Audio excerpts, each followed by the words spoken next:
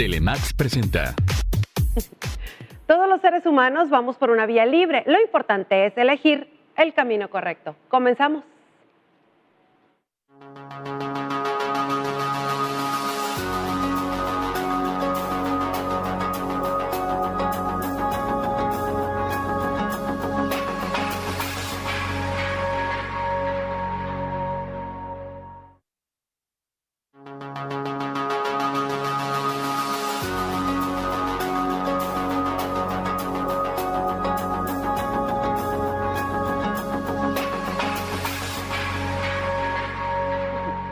Muy bien, estamos iniciando el programa del día de hoy y el tema es la actitud ante la enfermedad. Le quiero dar la bienvenida al psicólogo Alfonso Espinosa de los Monteros para hablar de este tema que le digo, ¿de dónde partimos? Y pues ¿de dónde?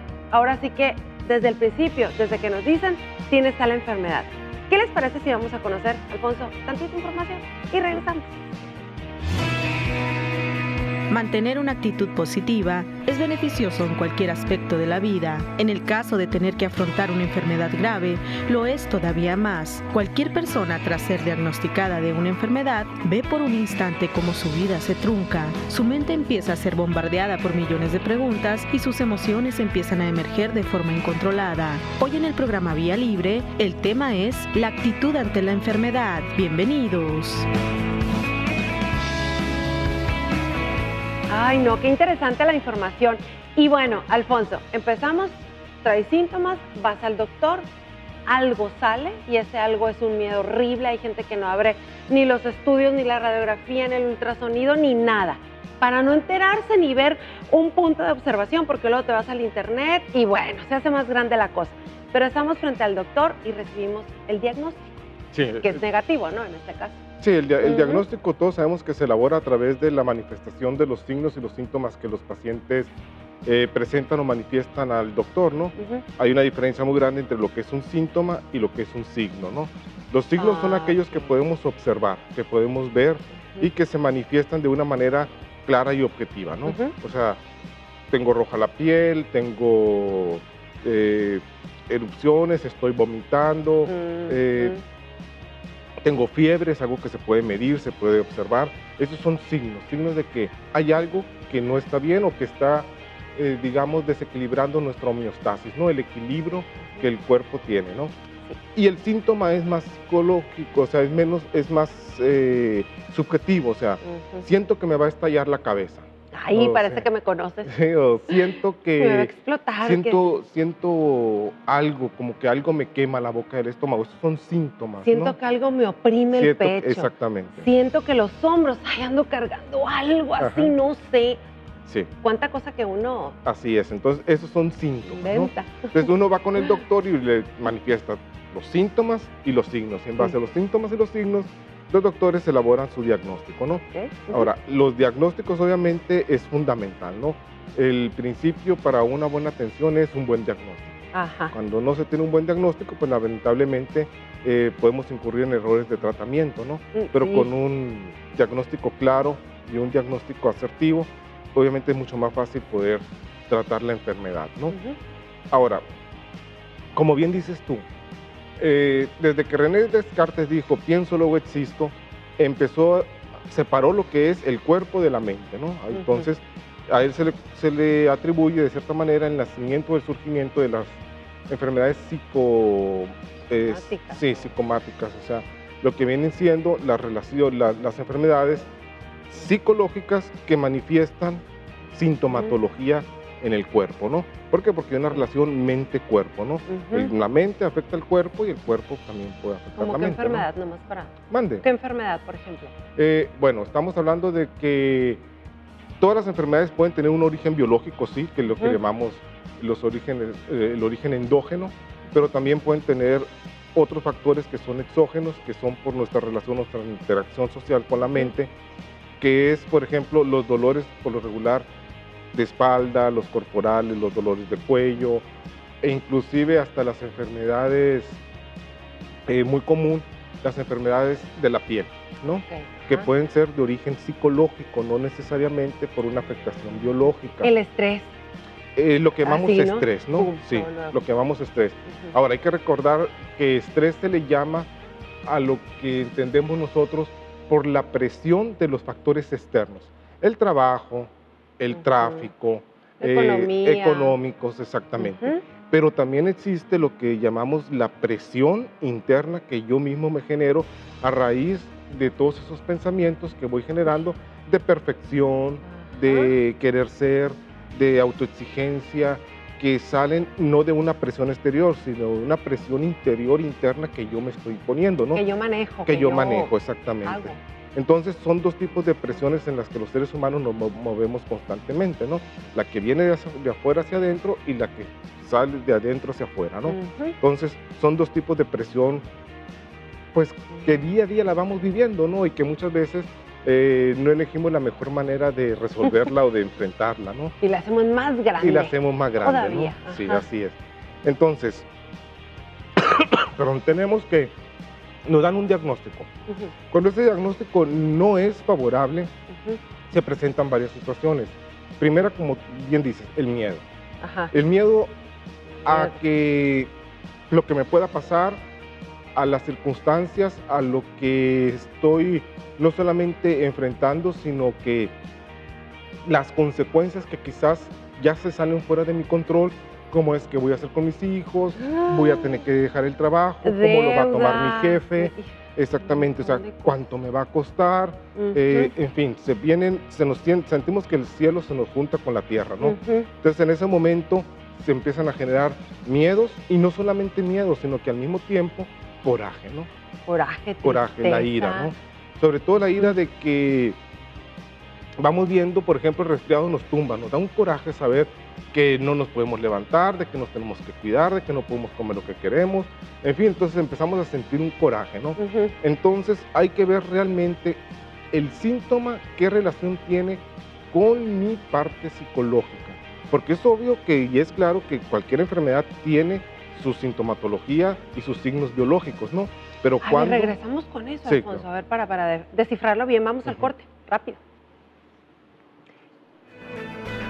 Hoy en el programa Vía Libre, el tema es la actitud ante la enfermedad. Continuamos.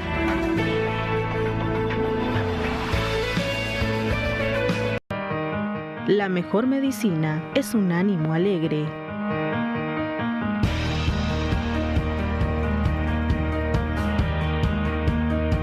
A ver, verán todo lo que me comentó Alfonso en el corte comercial, qué interesante, pero empezamos de donde surgieron tantas dudas.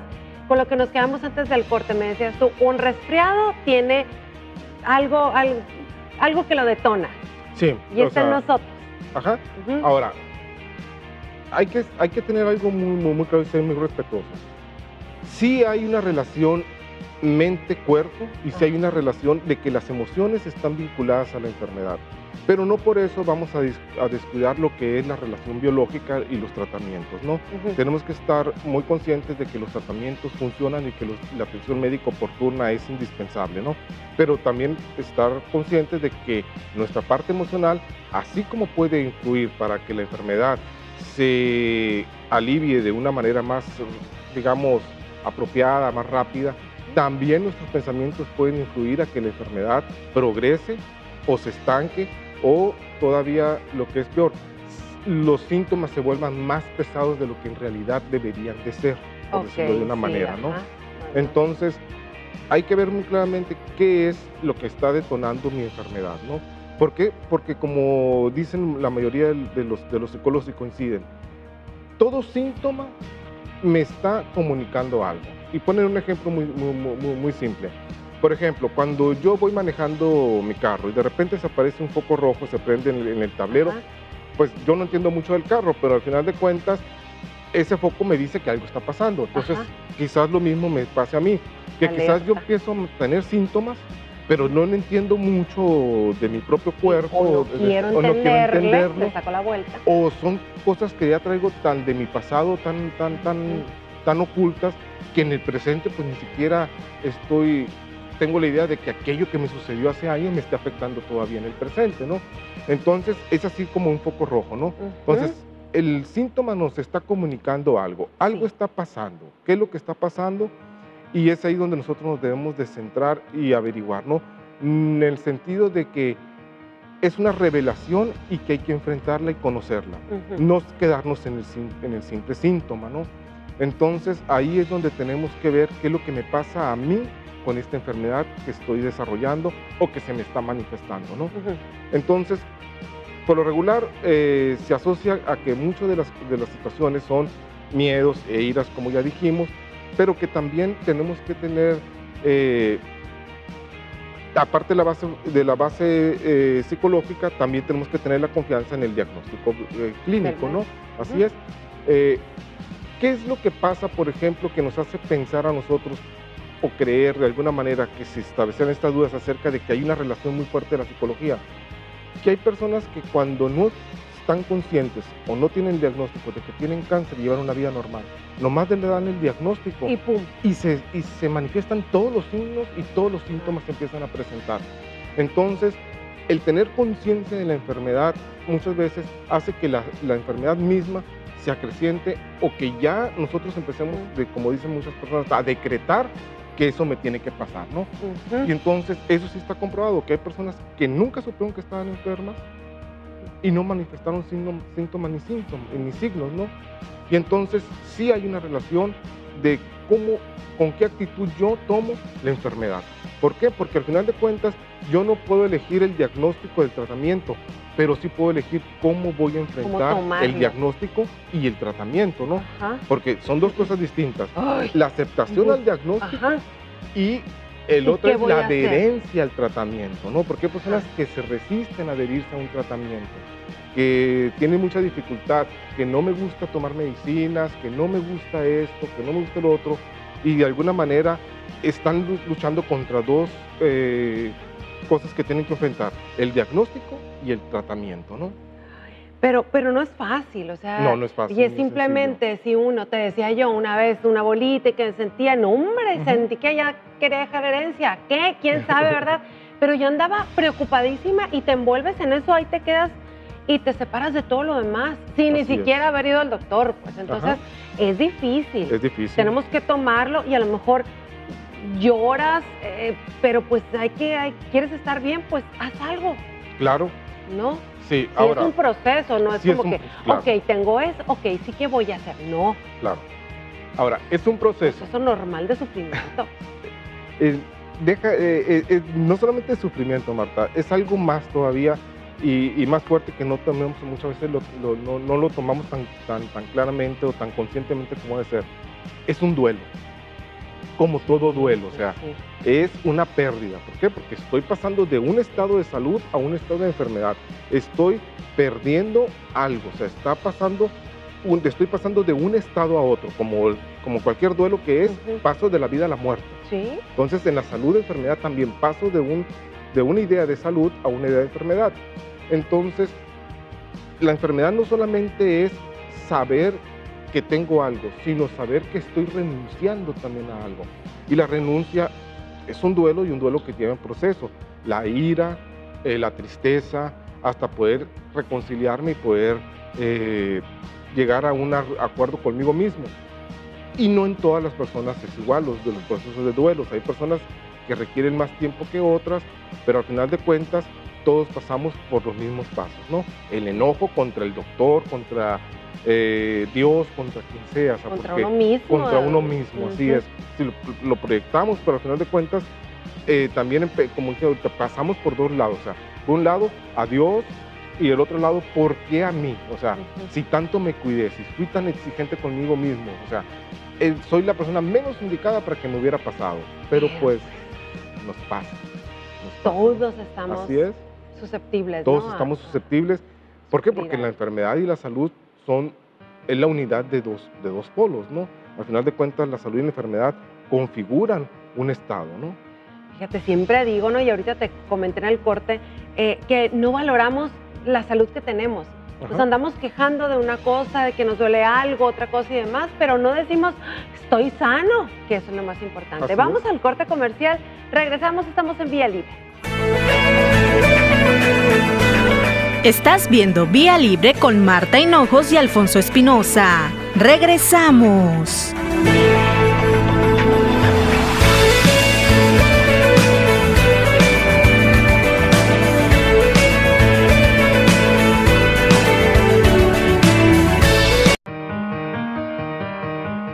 La actitud es el pincel con el que la mente colorea nuestra vida y somos nosotros quienes elegimos los colores.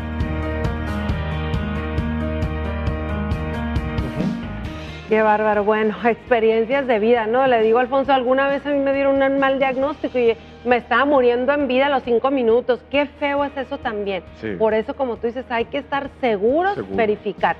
Y estábamos hablando, te digo yo, a ver, enfermedad. Hay diferentes tipos de enfermedades. Sí. Voy a tratar de poner un ejemplo muy sencillo. Por ejemplo, la hipertensión. La hipertensión está comprobado que tiene sus orígenes genéticos. Si mi papá tuvo hipertensión y mi abuelo, Sí, probablemente yo tenga hipertensión.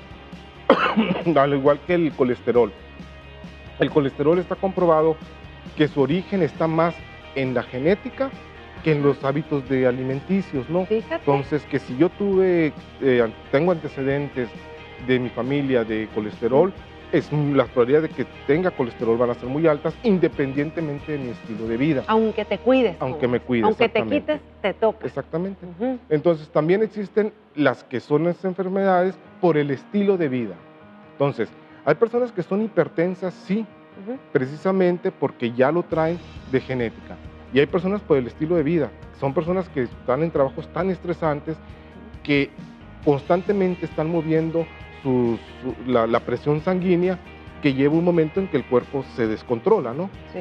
Y están también lo que es psicológicamente, ¿no? Que por mi psicología yo mismo me voy provocando que esos cambios en la presión arterial, ¿no? Sí. Entonces, dicen los doctores que más o menos alrededor del 20% de las hipertensiones son producto de un problema psicológico.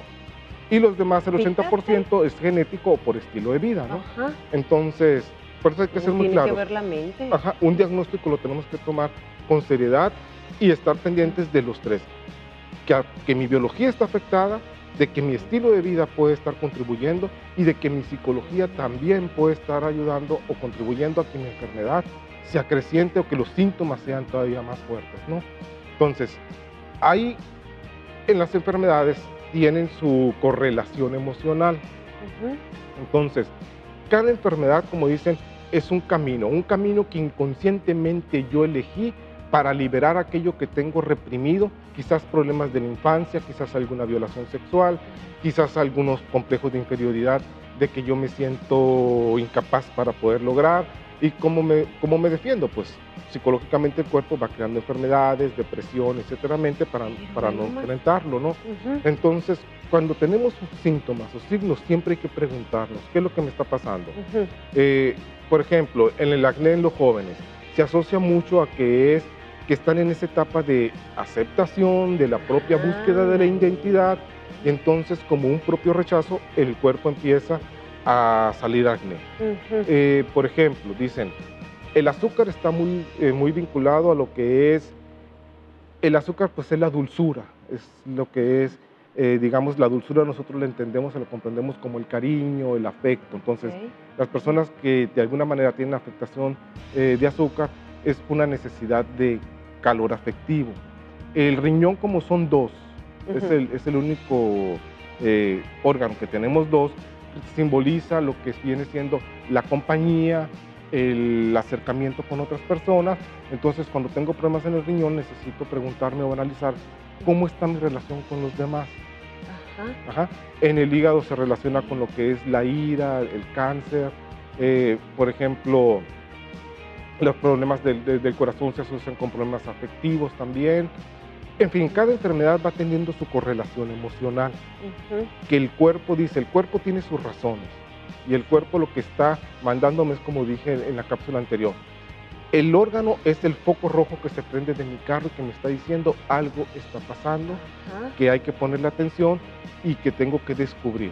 Y entonces ahí es donde tengo que estarme preguntando qué está pasando con mi vida y qué está pasando con mis relaciones, pero sobre todo, Marta, hay algo muy importante y muy fundamental, el miedo. El miedo viene a ser el factor más fuerte que va a detonar o que va a detonar en un futuro enfermedades o que va a hacer que la enfermedad se incremente, ¿no?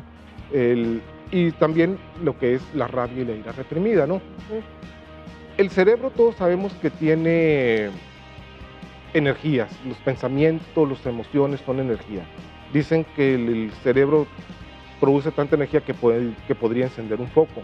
Entonces, nuestras emociones, si las reprimimos, el enojo, o sea, ¿por qué? Porque muchas veces el enojo contra el hijo, contra el hermano, contra la mamá, contra el papá, nos cuesta trabajo expresarlo. ¿Por qué? Porque tenemos un proyecto de que si yo...